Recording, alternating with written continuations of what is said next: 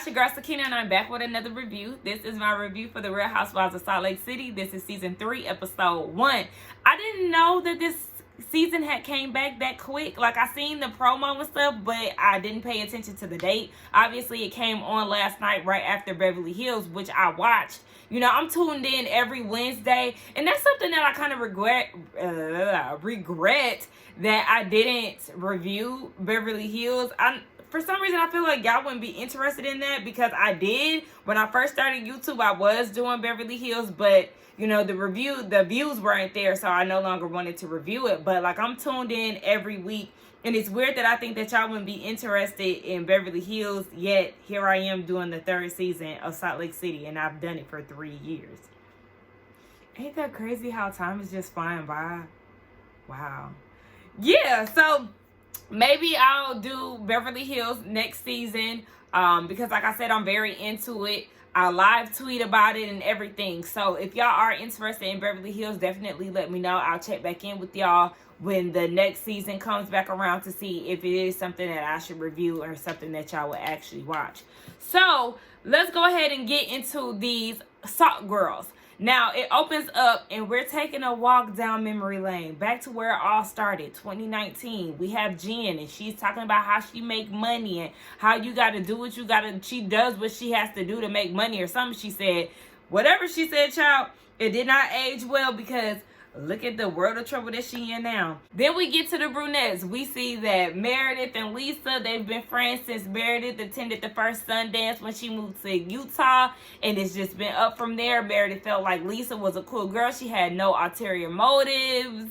Okay, and then you see the blondes. And they're talking about how they're blood relatives, you know, the pioneer princesses, honey. And they've just been so close for all these years. And then you fast forward to 2022, present day, and the girls are fighting. Jen is fighting with the courts and fighting for her life to stay out of jail. The brunettes, they ain't getting along because Lisa was hot mic'd. And then you got the blondes. I don't know what's happening between them, but the girls are definitely fighting and they're divided. So I'm interested to see how this season go down because I wasn't expecting any of that. Now, we know that Mary is not in attendance. You know, she is no longer a part of the cast. And, you know, I was not feeling Mary season 1. But then season 2, I realized that she really can get right with these girls. Sometimes she's a little all over the place, a bit chaotic. The quirkiness and, you know, the way that she's so quick with the girls, I'm here for it. So I'm definitely going to miss her. I'm not going to miss the racist. We won't say her name because she definitely did not deserve another season. And I'm happy that Bravo took heed and fired her ass immediately. But enough of all of that. You know, we 2 girls down. So we just going to see how these, it's 5 of them? Yeah, we're going to see how these 5 ride out the season. So the episode opens up with Meredith meeting up with Jen, and she was like, if you would have asked me 8 months ago, would I be cool with Jen Shah? Absolutely not. But when they did the reunion, they found some type of common ground, so here they are today. So they're at this like jacuzzi spa type of place, and Jen is saying that miracles definitely do happen. They're in a good space, and they were saying how they both had a hard time last year. Time is not on Jen's side because she's getting ready to go to trial for her case soon. So at this point, she's just trying to throw a birthday party for Coach Shaw. Try to do some celebrating before shit really starts to get real. And in this scene, I was like, Meredith, you just can't help yourself. Even your bathing suit is blazer-like. Like, it looked very cheap. I didn't like the buttons. Some of the buttons looked like they was just too loose. Girl, please release yourself from the blazer shackles. I just don't get it. I understand you love a good pantsuit with a matching blazer. Like, we get it. But can you at least just let your swimsuit be a swimsuit? You're giving business in the pool. You're supposed to be having a good time. I just don't get it. Anyway, so they're talking about the whole Lisa situation because Jen wants to invite Lisa and her husband to Coach Shaw's party. But Lisa really doesn't know Meredith really doesn't know how she feels about everything. So then we see that Heather is meeting up with Lisa, and Lisa is coming to her for advice about Meredith. Here go Heather in her confessional. I guess she had to scrape the bottom of the barrel to ask me for advice. But, you know, if I was to help her, maybe she wouldn't hate me so much. Stop with the pick me energy. We don't want you to behave in this manner. And here we are, season 3, and you still on that same BS, Heather. I cannot stand that. Like, y'all want to be Lisa's friend so bad to where you feel like she's going to the bottom of the barrel, the last resort to talk to you, and you knowing this, you still want to be there for her so she won't hate you that much. I wouldn't have no advice to give. So Heather is telling Lisa, well, you know, with this whole Meredith situation, what's the most sacred thing to her? Lisa said her family. Exactly. And you came for her. So you know the question is going to be, do you really think these things about her? So then Lisa was like, do you think I think those things? Heather said, yeah. Exactly, because you really do think that, whether you felt like you was alone, frustrated, hot mic, whatever you felt like, or excuse that you want to give Lisa, these were your real thoughts. You went and unloaded on Meredith and talked cash money about her over something so little. The situation did not warrant all that heat. You could have simply talked to your good sis of 10 years and had a civil conversation. Instead, you wanted to go behind the scenes, talk and then not be able to deal with what you said. Like, girl, it's a mess. And I'm glad that Heather said, yes, I do think that that's how you feel, because I think the same. Heather is telling Lisa, look, baby, you're going to have to eat some humble pie when it comes down to this whole situation. Good luck with that.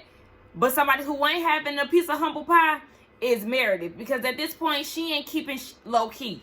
What she doing is, she ain't necessarily airing her out, but Meredith done had enough, because you remember last year, Meredith really didn't like the idea, or just the past 2 seasons, she really wasn't into the idea of spreading rumors or feeding into certain things that aren't true. Or if she does know something, she's really not going to speak on it. Well, she's going to speak on it this time.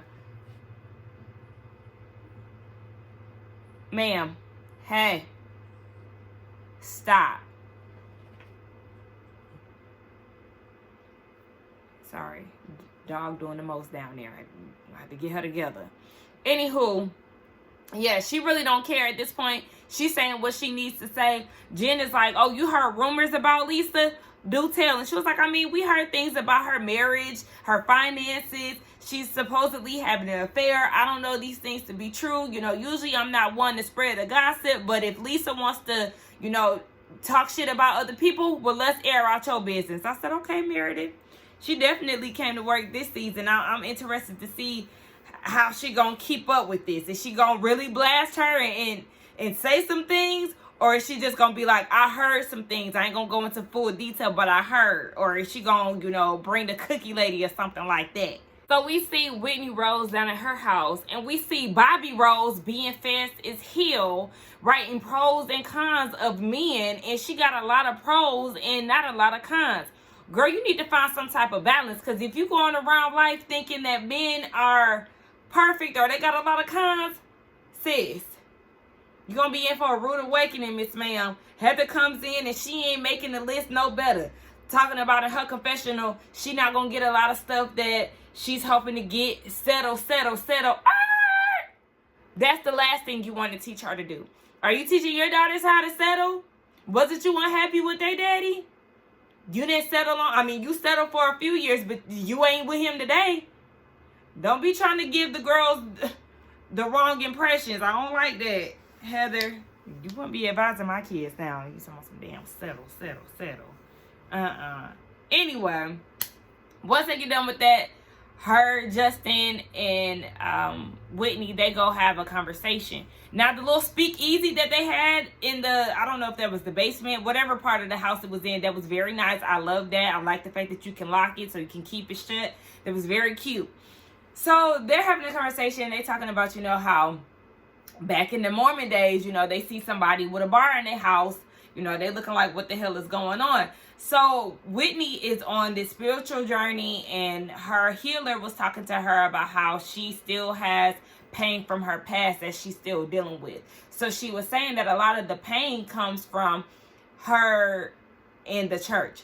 She feels like that's a tethered wound, and she no longer wants to have that on her anymore, on her spirit, on her body, her mind, all of that. So she's ready to cut ties with the church, and the way to officially do that is for them to, or for her to take her name off the church. So it's like a track that they have on the members of the church. So even though they've already been disowned by the church and all of this, they still have a connection to the church, to the point where they can still do check-ins on you. They can collect money, and even if you move, all of these things transfer over. That's creepy. That's extremely creepy, and it feels very intrusive. I would have signed them papers the moment I decided I no longer wanted to be with the church. So Heather is in her confessional, and she's telling us all of this, but she gets emotional because she feels like she hasn't reached that point of letting go, because she feels like she's done a lot of messed up things to Mormonism, but even with her father dying, she doesn't want to take that step, because she still wants to be a good daughter. Even though her mom is not talking to her right now, she still wants to be a good daughter, and she feels like taking that extra step will hurt them even more. Girl, please, Heather, what is the point of teaching your daughters not to go? Well, she's open to her kids still believing in the Mormon faith, but if this is something that you no longer want to be tied to, why are you still holding on? It doesn't make sense to me how you can be disowned, but then at the same time, they still keeping tabs on you, doing check-ins, collecting money. You still giving money to a church or an organization that you don't believe in? That doesn't make sense. You have all these things that you've debunked throughout the years, but you're still giving to that community. It doesn't make sense. It's just the strangest thing. And obviously it has a chokehold on Heather to the point where she is moved to tears, and she feels like she cannot do that. Shout out to Whitney for actually taking the steps. Like I said, I would have did it the moment that I start no longer believing any of the things that the church had taught you. Like, you're unlearning these behaviors. Why are you still tied to it? It just does not make sense to me. But child, whatever. Jen is in her original house. I don't know. A lot of people said the chalet, what was the other one that she had like 2 different names for the chateaus, whatever, okay?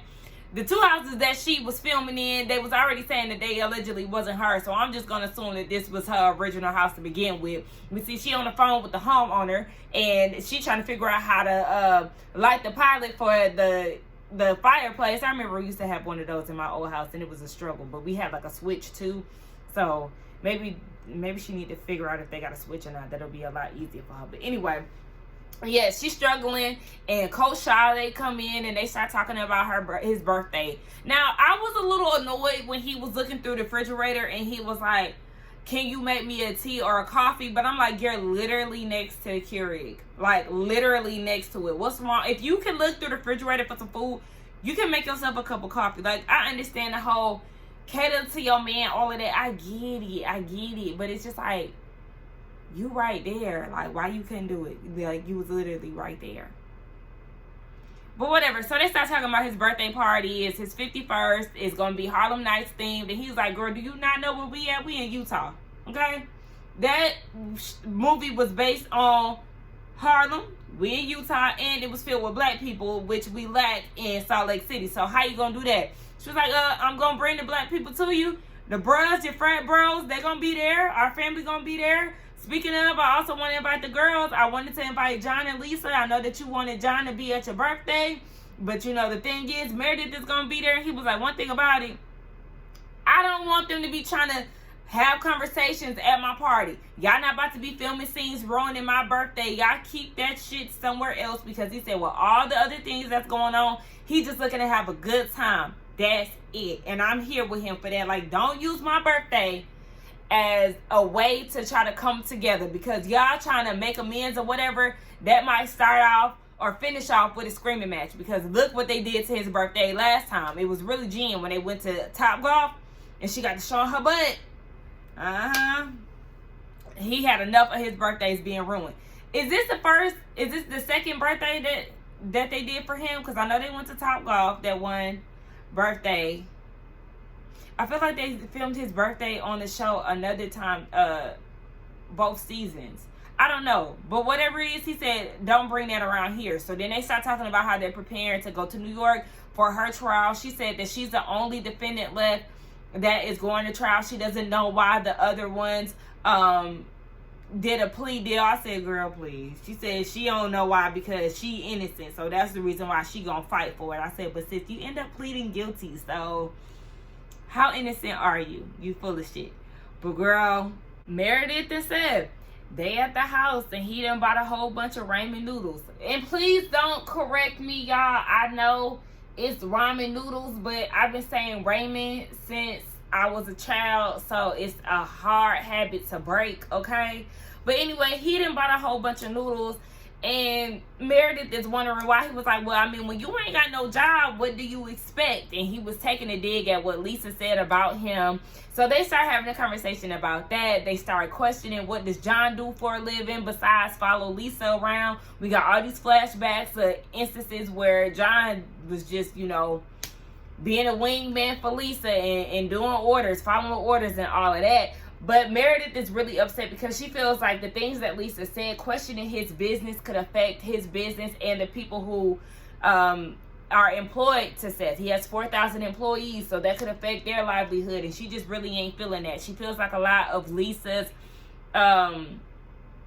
comments were just projection. Like, you're upset and you're questioning our business, but what about Vita? Okay, y'all said that y'all got a distillery in Mexico. Out of 10 years of knowing y'all, we've never seen y'all take a trip down to Mexico. Then they have a SEC document that's saying that y'all's tequila brand is not making no money. Y'all actually in debt. So while you sit here worry about our relationship and what we do for a living, know that we can have multiple houses and that we also got real money around here. So it's just like, okay.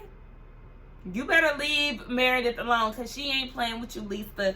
You done definitely barked up the wrong tree. And Seth was like, did you reach out to her? Meredith was like, why in the hell would I reach out to her to apologize to me? Like, make that make sense. But don't worry, girl. You know, she is already brewing up a way to get you to hear her out and apologize. But it's just a matter if you're going to be open to it or not. We get down to Coach Shaw's birthday party, and Angie's house is late. Now, Angie is a mutual friend of a lot of the girls. She knows Lisa, Heather, and Jen. And I was like, what's up with all these Angies in Salt Lake City? Like, is Angela one of, like, the Mormon figures' names, a pioneer's name? Like, I just don't understand why it's so many Angies. It just seems like it's a lot of them. Anyway, she offered her home up to Jen, and the house is laid out like they have a piano man. You know, it's Harlem Nights theme, so everybody is dressed to impress. I was very unimpressed by Lisa's outfit. Really didn't care for Meredith's outfit. Whitney was I was here for Heather's outfit. I liked her dress, but I really feel like Jen had the best outfit. I love the transparency of the dress and the diamonds in the hair, the bone straight hair. Like, I really felt like she looked so good. She was the best dressed. And I liked Angie's dress too. She looked very nice. I said, come on, host. Girl, you look good. Now, the thing is, I was very upset when, I ain't gonna say very, that's a little extra. But I was giving Jen the side eye when she was like, the party is nice, but if I would have had it at my house, I would have did things a bit different.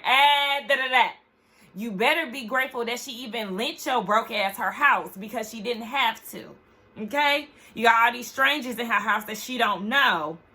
It was a favor. It was something nice. It was like, girl, please, don't fix your mouth to say nothing like that because you can no longer do anything like this. So be grateful that somebody decided to do something nice for your ass. Can't stand ungrateful people. Now, the party going, and we see that Coach Shaw is talking to Heather, and they're talking about her daughter doing well in college, and then she notices a big black man in the background. Now, this big black man goes and puts his shoulders on Seth, and he giving him a massage, and I was like, what in the hell is going on? It was giving, I'm trying to put you to bed, Malik.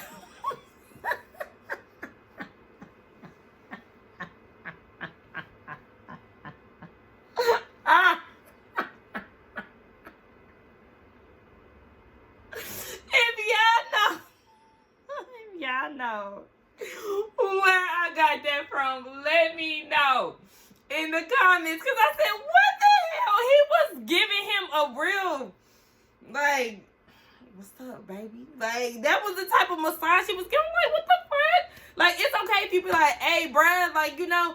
But that was real sensual. Like, he was trying to get in there, get them deep tissues. Like, bro, what? It was just very weird. Anyway, Heather then spotted him, and she was like, what's up with this big daddy? Like, who is he?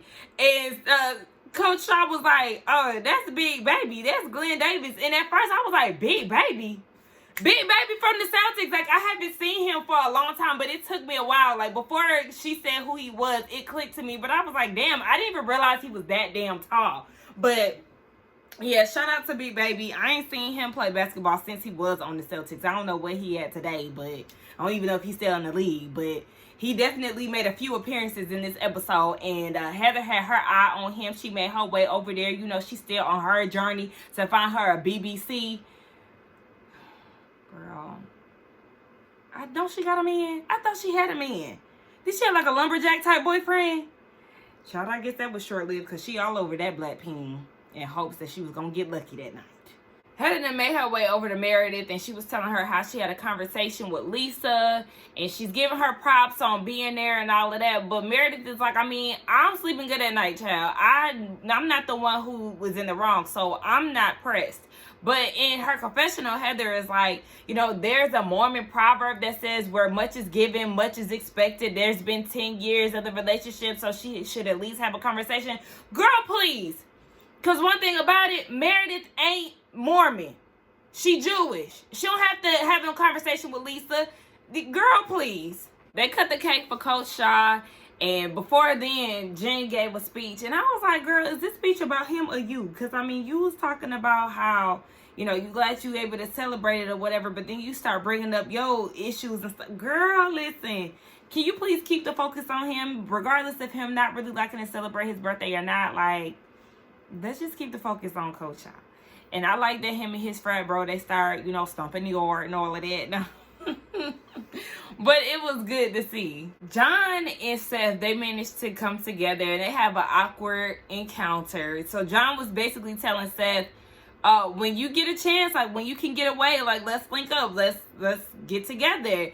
And Seth is looking very like, yeah, no. Like, even though he wants to, he still got some heat for that man wife. So he really ain't that open to it. He was trying to be on some, you know, despite all the things that our wives go through, let's try to, you know, keep it between them. But really, Seth ain't really here for that. I don't think so. It gives, I guess, they miss each other, kind of like Chris Bassett and Chris Samuels. Once their wives, Candace and Monique, you know, they had their little altercation. It was hard for them to maintain a relationship. That's kind of how it is between John and Seth. Like, though it hadn't got physical, but Lisa had said some things about both of them that was totally unwarranted. So now it's kind of like, how do we even move on from here when it's like we used to be this tight-knit family? Like, we all used to hang around each other, and now the wives are no longer in a good place. And then she brought Seth into it. So it's like, girl, ain't no way that y'all can really do that. So then we see the blondes, they outside playing cards. We see that Big Baby that made another cameo over there trying to give Heather a light to a cigar. She don't even know how to do it. She flirt with him talking about, can you teach me different? I don't know how to inhale. Girl, listen, she really is trying to go home with him at the end of the night. So Lisa comes in and they asking if she gonna talk to Meredith, and she like, yes, she do want to talk to her, but she don't want to talk to her that day. Is this for me?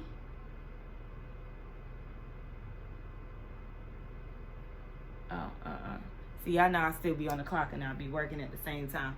But anyway, yeah. So she was just like, yes, she do want to talk to her, but they want to do something good for Jen because her trial is coming up. So they want to go and plan a trip to Scottsdale, Arizona. And when I tell y'all, the saltiness just came over me because I was originally supposed to celebrate my birthday in Arizona. I was going to do a good place between Phoenix and Scottsdale. They're only like 30 minutes away from each other. And that's really my birthday dream, was to be in the desert and just I've been dying to go to Arizona for a few years, and I had the opportunity to go earlier this year because I have a great uncle that lives there, and my family went to go visit him, but I just had so much going on, I couldn't really afford to fit that into my schedule. But that's supposed to be my birthday plan, but then, you know, with inflation and all of that, baby, I felt like I might as well be on somebody's island for all it is.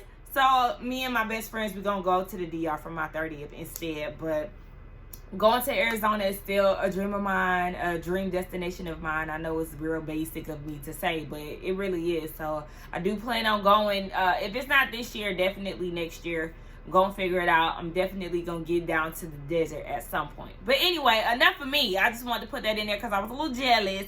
So they're gonna go out to Arizona and they're gonna have a good time, which I do think that's a good space because we haven't seen anybody in the Housewives franchise actually go out to Arizona. So or not that I could recall. So I do think that that's a good place to visit. Not Seth's mama trying to get in there with Big Baby too. Seth's mama was turning up the whole night. Did I say Seth's mama? Coach Shaw's mama. I just paused it on Seth, so that was like still fresh in my mind. But anyway, speaking of him, might as well get into that. Meredith and Seth, they at the table, they talking. Here come Lisa wanting to hug up on Meredith, talking about, I'm open to talk, I hope you're open to talk, not tonight, but can we? And Meredith was like, yeah, but in her confessional, she was like, girl, you had 2 months to talk to me. So basically, you want to wait until you get on camera to have a conversation with me. That's what she was trying to say in so many words. She just didn't want to put it that way because, you know, the fourth wall, all of that. But on her way, I guess, away from them, she stopped Seth and she was like, hey, can I hug you? Even though she was giving him a hug anyway. And he was like, yeah, you know, I'm still trying to get down to the bottom of it. You said some fucked up shit. Meredith was devastated. Here come Lisa with her tears. I don't mean any of that. I don't feel that way about y'all. Well, shit, it came out so easily, I couldn't tell. Lisa. Girl.